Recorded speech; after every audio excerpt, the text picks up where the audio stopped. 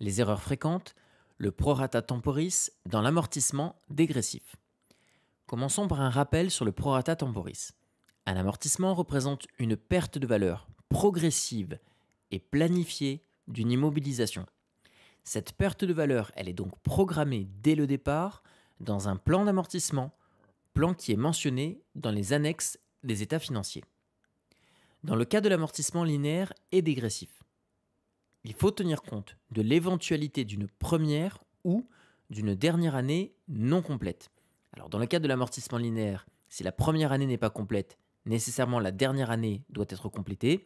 Ce n'est pas le cas dans le dégressif. Je vous rappelle pourquoi. C'est parce que dans le dégressif, à l'avant-dernière année, l'immobilisation est totalement amortie.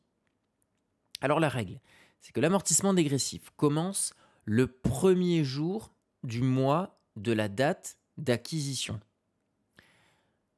Une immobilisation, par exemple, est acquise le 15 février et elle est mise en service de manière effective le 19 mars. Dans ce cas, il va falloir compter 30 jours en février et 9 mois complets de 30 jours pour aller jusqu'à la fin de l'année, en supposant évidemment ici une date de clôture au 31 décembre.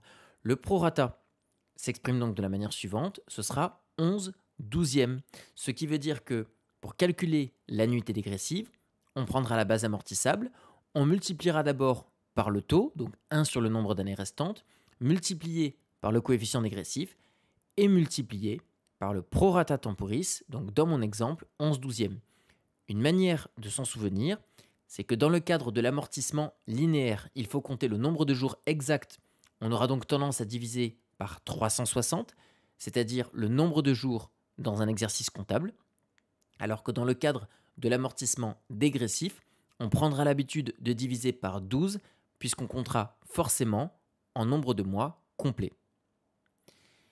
Alors lorsque l'immobilisation est amortie jusqu'à la fin, et contrairement à la méthode linéaire, il ne faut pas tenir compte d'un prorata la dernière année puisque l'immobilisation sera totalement amortie. Je vous ai remis ici le QR code de la vidéo de cours sur les amortissements si vous voulez y accéder.